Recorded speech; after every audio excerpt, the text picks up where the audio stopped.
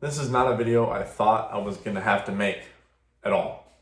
But I'm coming to you guys with open honesty because that's what I believe a community needs, right? Is open honesty. And I'm not here as a pity story, not at all. That's not what it is at all, because I've already, it's my own life. I have my own goals. I have my own, I know what I'm doing. I'm here to sort of guide you guys and give you some inspiration or some highlights to look out for in your own journeys. That's what the point of this video is. So if you haven't already read the title, I relapsed last night. Now, not on porn, not on any hard drugs, but it's something as stupid and silly as nicotine. I have been clean for 3 months. November 1st, I quit for my little sister Cambry, her birthday, and me and my mom quit. And last night, I smoked a cigarette. I smoked a couple cigarettes, hanging out with some buddies. Now, this, I don't even know how to explain it. So I'm going to try to explain this from a perspective to where you guys can learn from my mistake rather than like trying to feel sorry for me. But anyway, we had a couple beers, we're just hanging out, we're just buddies hanging out, whatever. They keep going out for cigarette breaks. My cravings are getting bad. My heart rate is spiking. My blood pressure is going up. Like seriously, my heart was like, I was getting butterflies in my stomach. Like my heart was racing. My mind was starting to debate, should I smoke this cigarette? It's just one. Maybe it won't throw me back into addiction. Maybe it'll just be one cigarette. Maybe this is just, one-time thing. And man, those thoughts were unbeatable. They were fucking haunting me, let me tell you. They were getting to my head.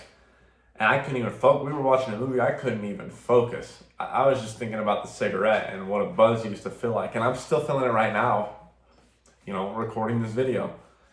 But I believe I still have the mindset that I'm not a smoker, right? When you identify as something like, when you're a smoker, right, you identify as a smoker. And I think that's the biggest thing of what locks you into an addiction is you identify as someone who uses. I still, so right now, don't identify as a smoker or someone who uses nicotine.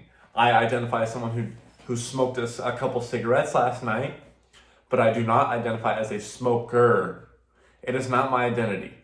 Now, I think this is going to benefit me hugely, because I'm not going to be smoking anymore, right? Obviously. While I'm not on a straight 3-month streak, I'm still not a smoker since November 1st. But I had a cigarette. Now that seems like I'm trying to avoid it and go around it and make excuses, but it's with addiction, we got to understand that relapses are kind of bound to happen.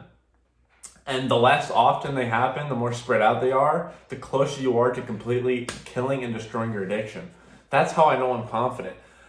Before that 3 months, I was only smoking once a day, getting my hit of nicotine once a day. As opposed to what it used to be, in high school, I was fucking going through one disposable vape a day. And if you know anything about vaping, that shit's crazy. That's a lot. That's a lot of fucking vaping. That's a lot of nicotine. And to get your mind from a place where you're so reliant on a substance to even function, to a point of where you're only once a day, to a point of nothing for 3 months, just to hit another cigarette again afterwards, last night, I think I'm still in good standing. And I think you guys, if you're dealing with the same situations with your addictions, I think you should still have that confidence and not talk down on yourself. I had a lot in me telling me to start talking shit on myself, to talk down on myself, to not believe in myself, to self-pity and sit there and be depressed. But I understood that I've made it so far from where I used to be in my addiction path that I shouldn't be mad at myself. My relapses are getting so far spread out that I know I'm on the guaranteed path out of the addiction completely. I am no longer a fiend, right? I'm no longer an addict. I'll get cravings once every 3 weeks. I'll see someone, whatever. I'll crave for literally 30 seconds, gone. Last night, I don't know what it was. It was that relapse night, right? I was craving it really bad. Heart rate increasing, blood pressure going up. And I'm not going to talk, like I said, I'm not going to talk down on myself like that. I'm just going to use it as advice for myself. And what advice did I sort of get out of this?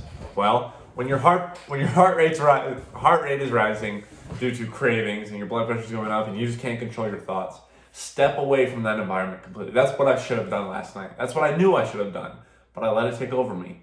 But that's why we go through these mistakes, so we can learn these fucking lessons and do better the next time and the next time and the next time, and completely kill off our addictions. That's how I killed off all my other addictions, my video game addictions, my cocaine addiction, my weed addiction. Like that's how you kill off addictions. Now I'm stuck on basically my final addiction I'm battling. And this is how you do it. You step away from the environment. Step away from the environment that's causing you to even consider smoking, consider doing that drug, consider, whatever, watching that porn. Step away from the environment, because the environment is the most influential factor to why you're having cravings. You wouldn't have had that. I wouldn't have had those cravings if I didn't see anyone smoke that night. If I didn't smell the cigarette smoke last night. You know what I mean? You are in complete and full control, and it's up to you to mitigate it. And that's the lesson I learned. It's a small lesson, but I just came here to give you guys that lesson. So hopefully it helps you within your journey of quitting whatever you are addicted to. And just to be open and honest with you guys, and to let you know it's okay to be open and honest with yourselves. It's okay to relapse. It's not like, don't go out there and purposely relapse. But if it happens, after you were genuinely trying your absolute hardest and making real, measurable progress, do not beat yourself up over it. Actually, in fact, celebrate it. Because now you have a visual mile marker of how far you've come between each thing on your route out to the end of it, right? You actually have a visualization. You have something to compare it to. So be proud of yourself. Don't be proud that you relapsed. Be proud that you've made that progress up until the relapse, right? I hope you guys got something out of this video. If I disappointed any of you guys, I don't care. I'm just kidding. I do apologize, because, you know what I mean? I preach, fighting your addictions, and I give you guys advice, and my advice should be solid. It's still solid, right? I've defeated many other addictions, but I still have an addiction. I chose, like a dumbass, as a young kid, to participate in all these substances and get myself addicted. I knew the consequences, and now I have to deal with them. And I'm dealing with them. And I'm on my last, addiction. So, I hope you guys enjoyed this video. I hope you guys got something out of it. You're not alone. I'm no better than you in many aspects. If you enjoyed this video, hit the subscribe button, hit the bell. I post daily. If you want to join our online coaching group for one-on-one personal coaching or anything else, join a community, be a part of a community with people that are similar to you.